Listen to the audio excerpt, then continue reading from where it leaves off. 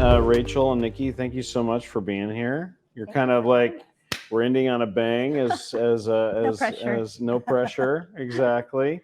Sir Latab, I'm a Seattleite, so that Pike Place Market store, I've bought lots of stuff through that storefront. Yeah.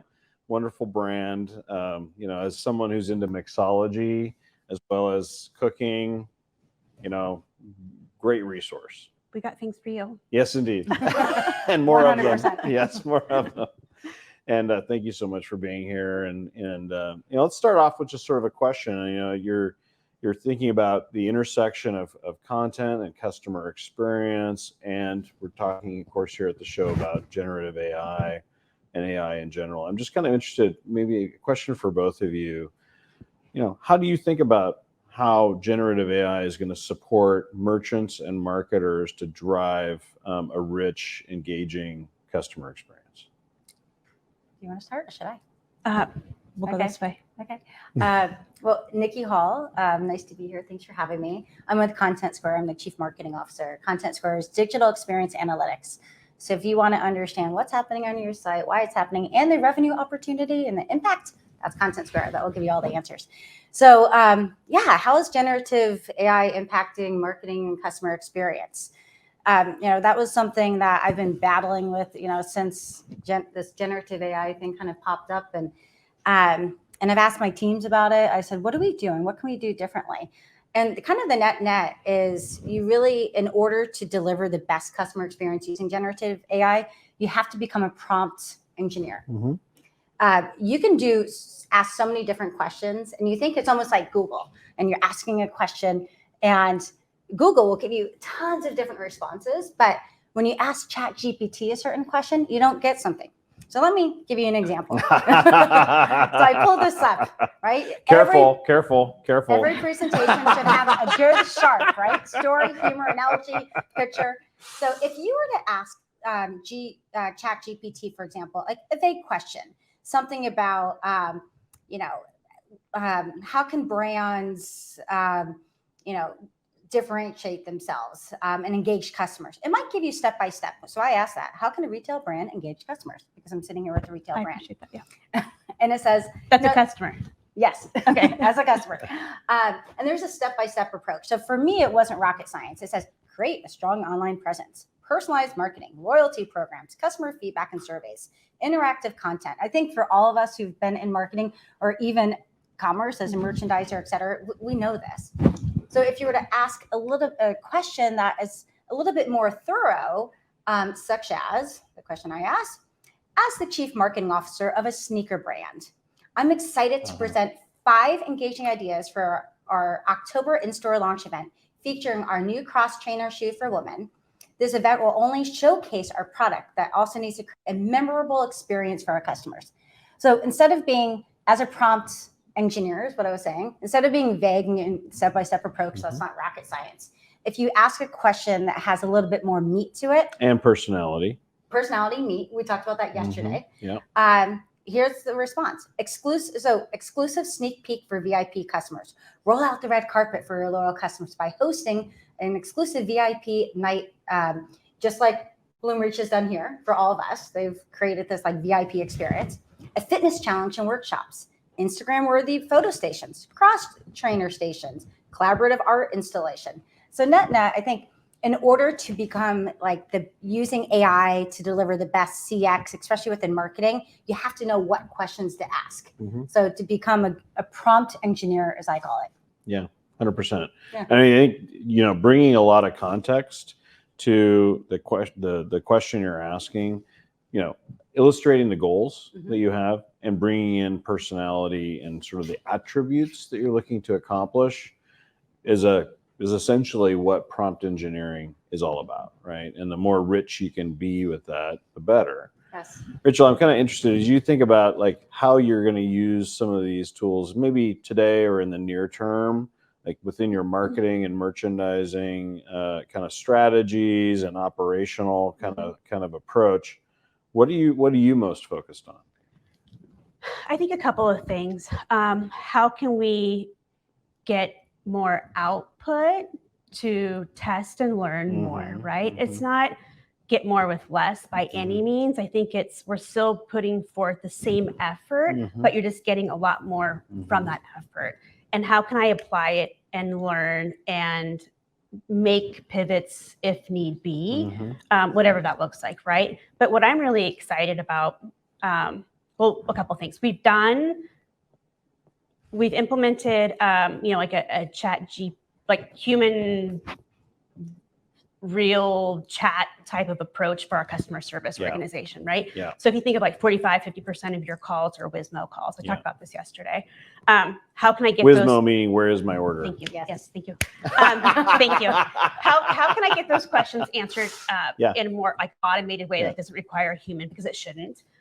So that way those people, my customer service folks, are actually servicing customers that need something that actually require a human, right? So my call volume looks different. The wait time is much lower. Time to resolution is much better. So that's really interesting. But when I think of merchandising specifically, I get excited about how is this going to inform products and the actual merchandise that we're buying, as opposed to just merchandising the products that we have. That's so interesting. You think about that. So interesting. And I physically get excited about it, right? But even like the merchandising of the products that we do have, it's going to be very fluid, in my opinion, very soon, because customers don't shop in a linear way. We don't search for the jacket the same way. And so I think just enabling retailers to support that fluid way of shopping is really exciting. And I think the funny thing is, you talked about customer service. I think fast forward, eventually this AI is going to enable us to understand not just the shopping experience, but the end-to-end insights from shopping to customer service. Absolutely. Because right now there's a wall, like here's a shopping experience and we provide all the insights of what you've done. But the customer support, I'm a 1K member in United Airlines. If I call in, they say, hi, Niki Hall, I see you've booked a trip to New York City, but they don't see what I've been searching for to help complete that sale. That's right. Totally agree. You know what I mean? So actually, it's a really interesting intersection, even with content analytics, right? Because if you can understand what I was browsing, what I engaged or didn't engage, and then I have a service issue or a return later, you might realize like, oh, we could have avoided not only a bad customer experience, but also cost associated with this if we'd done a better job up front, right? Or made sure the customer actually lingered a little longer, right? To really appreciate and understand what they bought. Obviously, you want to convert them. So maybe you're trying to drive conversion, but you also need to understand what the actual holistic impact on your business can be, for example. And so that's just one little idea around intersecting that. Because the lifetime value of the customer. That's right. So not just converting, it's the cross-sell, No, upsell, conversion is and just one retention. element, right? Yeah, I mean, exactly. there's, returns and obviously cost to serve can really degrade it, degrade your margin, and you could end up like looking really good at the front end. Your sales are even up, but your margin isn't, right? And that's a day-to-day life of a merchant, right? When you think about sort of content, and I think this is obviously an area I kind of want to focus on here a little bit. We've talked here on the live stream a number of times around the opportunity around sort of content variance and being able to target customers and then measure the impact of that and really understand what's really performing against these different kind of segments. And I can imagine with Sur La Table, for example, you've got customers who are into different kinds of entertaining, different kinds of cuisine, different kinds of techniques, all these different things. And obviously creating content variants that you can use to market to all of them in the past, like incredibly expensive.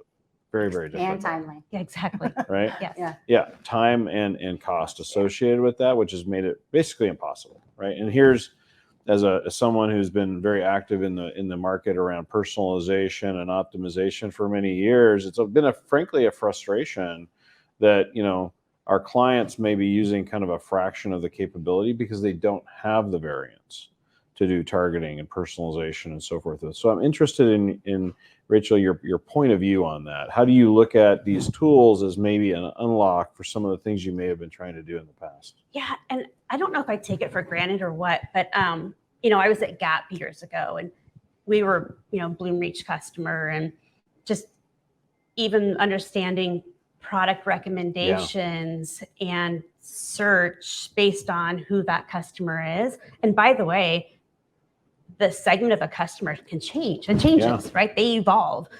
Maybe they like that one cuisine, and trust me, they like a lot more than just that. Or they're a sale, they tend to buy sale versus new arrivals, whatever it is, right? It evolves, and it's important that you are adapt in the moment. You have to, you have to, right?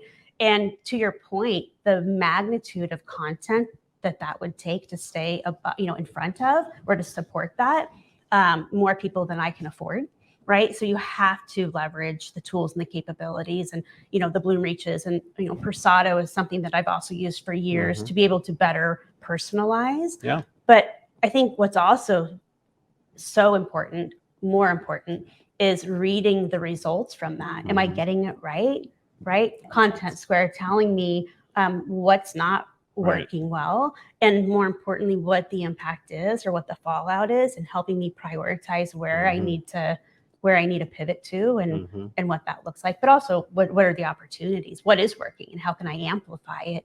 I think that's just as important as actually like the content creation or whatever it is. But reading the results and responding, critical.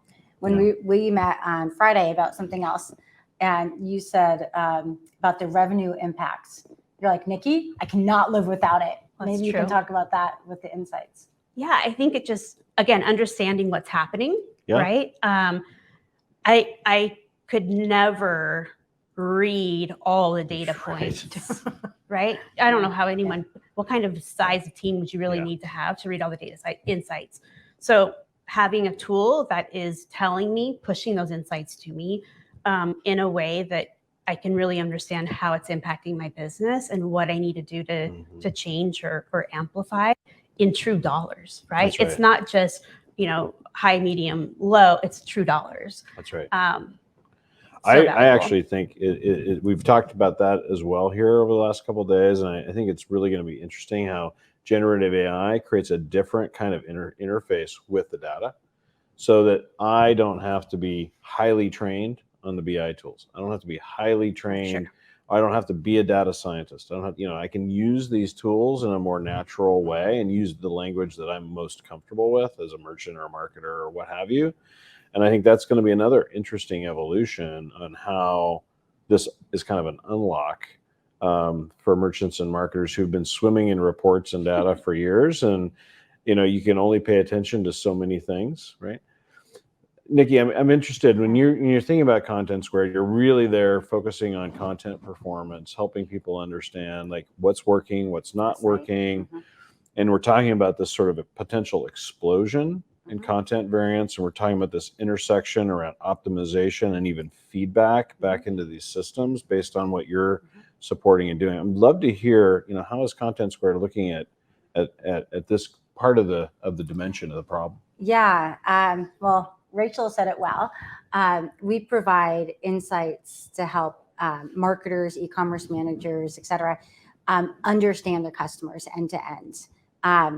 Journey analytics, how long they're staying on this site, why they're exiting, what is the exit point, is there frustration, almost to help understand like the emotions. Like we don't care who the person is, but we understand what we really care about is what they're trying to achieve. Yeah. So if someone is sitting there rage clicking, right? We've all I love that term, by the way. Right? When I saw that on one of your thought leadership pieces, I used it in one of my Commerce Pulse things. I used some of your data, our friend Rick, our digital benchmark report. Yes, exactly. Based off of 40 billion users. Yeah, phenomenal. I would encourage you to check it out. It's really interesting. And that term popped in there.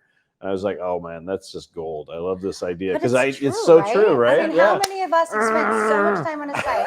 Perfect example. I'm not going to say what brand it was, but my friend. Let's name names. Just no. My friend turned 50, and I was creating these coasters for her, and I thought it'd be fun as a surprise for her. The weekend we were in Santa Barbara, everyone sent me pictures. I created these coasters. They're all around the party. But as I'm checking out, and let me tell you, it took so much time to create these coasters, and I was afraid of literally like almost 2 hours, and because the wrong size and it's a horizontal landscape, and I'm rage clicking because I'm like, oh, let me check out. I don't want to start over. So what Content Square does, if they had Content Square on their site, the person managing the site would know that there's something wrong in that moment. Because there's like bam, bam, bam, There's a bam, bam, signal, bam. right? Yeah. There's a signal.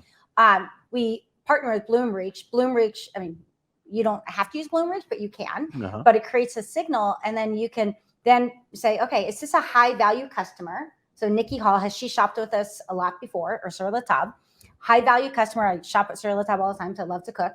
And then is she trying to check out and she can't? Then Sur La Table then can say, high value customer, rage clicking, send a 20% off discount for an email saying, I am so sorry about your frustration. Yes. Let me help you with your cart that's still full. Yes. And 20% off. Yes. And I'll say, thank you, because I feel valued. So that's just kind of some of what Content Square does. Mm-hmm. So it helps you understand an essential platform, take action, and do it in a trustworthy manner. Yeah. If you don't want to use cookies, you don't have to. Right. Cookieless or cookies. I love it. Yeah. Yeah. Well, we should obviously have cookies because we're talking about Sur La Table. Please. Chocolate chip cookies. Sorry, I couldn't resist. I couldn't It was resist. good. Yeah. Rachel, as you kind of think about all this, I mean, you've been kind of immersed in it the last few days, but obviously thinking about, there's been a lot of discussion kind of in the market, and it's interesting how fast the hype cycle went up and then is even coming back down. Like, it's not even been a year in a sense where this has been such a massive topic around generative AI. And yes, there's certain things that I think have gotten a little out ahead of really practical application or what's really meaningful about all of this. And then sometimes I think the media or the conversations tend to push things in kind of dimensions that aren't. We talked, for example, about job loss. Mm-hmm. People are overly concerned about that, at least with respect to this industry. How do you separate kind of the hype versus the practical implications? Where do you land on that as a merchant, as a marketer who's really trying to drive a business every day and thinking about how these kinds of capabilities we've been talking about intersect with that? So I definitely don't think it's hype. I think it's about, I'll say, starting small and like proving out to the team if it really is around, job security or I think marketing is sort of like one of the easier go-tos that people start with. And I think a lot of the marketers are, copywriters, if you will, they view their skills like a craft, right? And so to think like a machine, I'm using these air quotes, like to think of a machine can actually do their job and do it better, I think will make them feel uncomfortable. But that's not what we're saying, right? What we're saying is you're still doing your job. It may be a little bit, I think if I had to say in the future, their job may look a little different, but I think it's more about reading the results of what it is that they're actually producing and doing something with that. Right? One of the analogies around this that I really like, because I'm also a writer and I've been using ChatGPT and other things. And, as a former merchant myself who ran content teams and stuff back in the day as well, it's sort of like turning a writer into an editor. Yes. Mm-hmm. And as a former industry analyst, when I first went to work, shout out to Carrie Johnson at Forrester, who was my first research director when I showed up there. And I initially did not like editing. I was get back this thing, and Carrie had marked it all up and all that. And then pretty soon I realized, oh, no.